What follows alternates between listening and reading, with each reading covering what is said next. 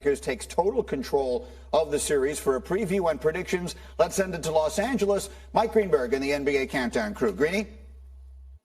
All right, Greeny, thank you very much. And so what is at stake tonight? Well, maybe for the Warriors, the defense of their championship. If they go down 3-1, it feels very unlikely that they work their way all the way back. So, Stephen A., I will start with you. Who wins tonight's Game 4, and who's the most important player? I'm going to say it's the Golden State Warriors. Once again, the onus falls on the shoulders of Steph Curry. He is the superstar. He has to come through. He's trusted everybody else over the last two games. You know, the games 1 and 3, they didn't come through. They looked absolutely anemic and pathetic in Game 3. Showed no fight whatsoever, was sloppy. The spacing was off, couldn't hold on to the basketball. Jordan Poole's been a no-show for the most part. Steph Curry has to step in and remind everybody what this takes. He has to treat this like a Game 7 because I don't see the Warriors coming back from a 3-1 deficit. They've got to win Game 4 in Tinseltown tonight, and the bottom line is Steph Curry's going to have to pull it through. All right, that's one vote for Golden State. Michael Wilbon. Stephen A. just went check, all the boxes. So I'm going to go one place different slightly. Yes, Steph Curry, but the person who I think is going to be the most important guy in that equation is Steve Kerr. Because, you know, you don't hear Steve Kerr sound disgusted very often, hardly ever, as he did after Game 3. And I think that this means something. Look, I know people, it's a players' league, it is, but great coaches still have impact. They are still influencers. And so I think that Steve Kerr will exert some of that influence on this game through his team and have impact. So that's 2 votes for the Warriors. I'm taking the Warriors too, but I just really can't ignore how poor they've been on the road this year. And I don't think this is going to be the only game that they've lost in this series on the road. With that being said, I agree with Stephen A. Jordan Poole needs to show up. How about Wiggins as well? Draymond needs to stay out of foul trouble, try to stay off the refs, keep himself in the game. Looney, Green, like they're going to need a collection of guys. But going back and forth each game, it was Anthony Davis, then Klay Thompson. Game 3 was Anthony Davis. Game 4 is going to be Klay Thompson. He's not going to have 6 turnovers. He may have 6+ made threes. I don't give a damn who it is. Somebody got to step up for them. The reigning, defending NBA champions looked bad in Game 3. They looked lethargic. They looked disinterested. Lost their composure. They got to stop up paying attention. This is what it is. It's come down. They got to win this game. Greeny, I'm going to disagree with you on one thing. Yeah. The Warriors can come back from 3-1. Yeah. And this may be what gets their attention. The Game 3 didn't even have their attention. It didn't. We were up 11-40 to 29. All right, we proved our point. And they took a nap. I don't know how plugged in they are. So maybe it has to be so hard for them, down 3-1. We've seen them do it one time. It's been a few years.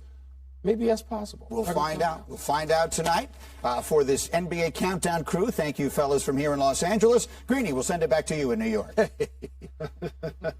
All right, Greeny, thank you very much. One, is this a must-win for Golden State? Must-win for Golden State? No, it's a must-win for the Los Angeles Lakers. If they win this game tonight, the series is over. Right. This is how they were able to do it against Memphis, right? Like, think about the cumulative effect of having 7 games in 14 days. What that does. You don't want the series to continue. You close it out tonight.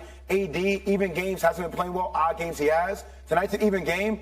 You need Anthony Davis to be demonstrative defensively and offensively. Why is Monica laughing at this? I don't understand. Because my terrific staff told me to come in the shot, and I didn't realize I was all in the background. My bad. Okay, no problem. But it's the perfect timing because you were the next person that we come to. The Lakers have not lost a home game in this postseason. The Warriors have been just awful on the road all year long. We sometimes forget, I think, that a week ago they needed 50 from Steph Curry to get them out of Sacramento in one piece. So Jay is telling us tonight's a must-win for the Lakers. How do you see it? Look, I'm inclined to agree. And I've been saying, Greeny, if the Lakers are going to get this done, they've got to do it in 6. I don't like what it looks like if they go back to Golden State and this thing is tied up for a Game 7 because of what you just mentioned. Steph Curry at home, we know what he just did in a Game 7. Also, formula-wise, this is the best opportunity for Anthony Davis to break the cadence that we've seen in terms of these up-and-down games. You get to sleep in your bed twice, home crowd, home cooking, the whole bit. And so this, to me, could very well be a pivotal game in this series. I know, Wendy, you've been saying that. And last week I didn't quite feel it. But now, looking at the way this thing is going, Lakers got to do it in 6. Game 4 is huge. Yeah, I feel like the winner of tonight's game won the series. That's my feel. I felt it since Game 2. Anthony Davis tonight, big factor will be what does Steve Kerr do with his lineup? Will he leave Jermichael Green on the bench and bring Kevon Looney back in after Anthony Davis really went after Draymond Green last game? What will that mean? Because one of the things we saw early in the series, Looney and Anthony Davis pounding each other on the interior. But by the way, that's a huge shout out to Darvin Ham here. Okay, like nobody's really talking about that. He had Vanderbilt on Draymond Green. He had Austin Reeves on Steph Curry, right? Which you saw in Game 2, like that off that pick and roll. Like Draymond Green was able to come off things and make things happen, right? When he would slip screens. Now when you switch, you're switching Vanderbilt onto Steph Curry, and now you're putting a smaller guard on the Draymond, which they went away from that. And now you put Kevon Looney in those pick and rolls, and he's not as well of a playmaker as Draymond Green is.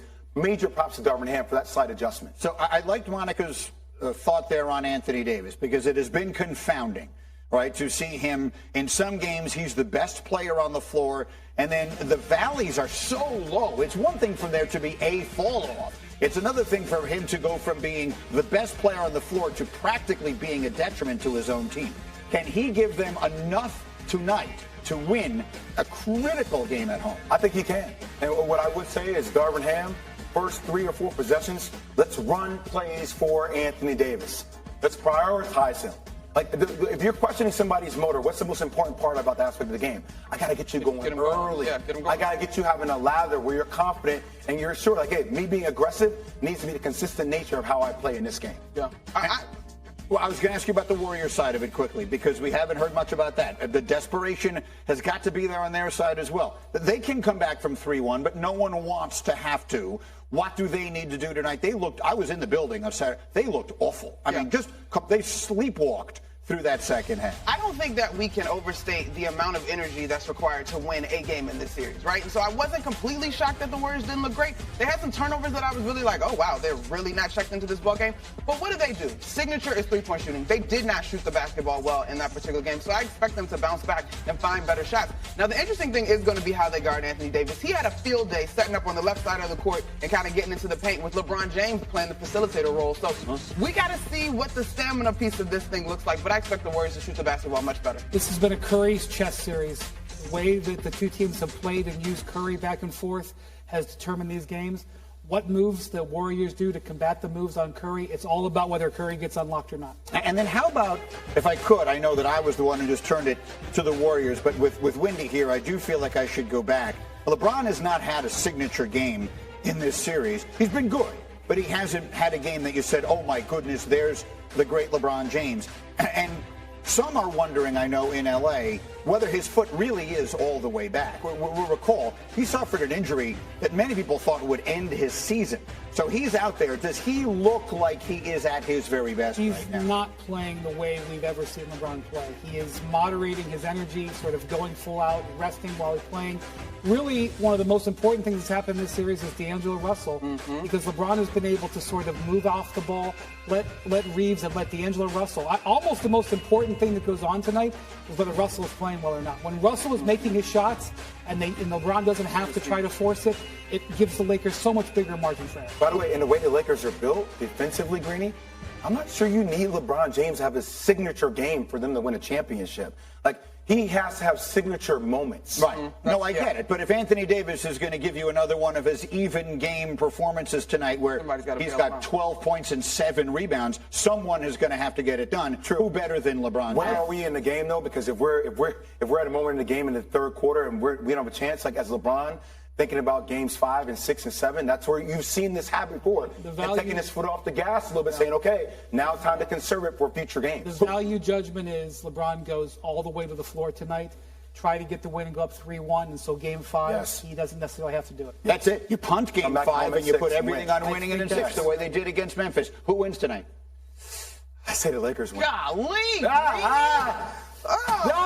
It's been hard for me. If they go up 3-1, I mean, they need to, but I have not seen enough to believe that the cadence is broken. I think the Warriors respond. That's the Lakers. That's the Warriors. I don't like to make predictions. I would just say we are seeing great players. Say it again, Wendy. Great players, great coaches. This is an awesome series. Let's just watch and find out. Wow, that's how we get out of things. Don't you got to do it. You're better than Wow. We will have Stephen A., Michael Wilbon, and Jalen in our next hour telling you who is going to win the game tonight. We got to let you get back on the radio. Wendy gets special treatment. All right, coming up, word out of Chicago is that Justin Fields is light years better than he was this time last year. Is he about to make the kind of leap that we have seen recently in the NFL? Is he the next one? Next, get up on the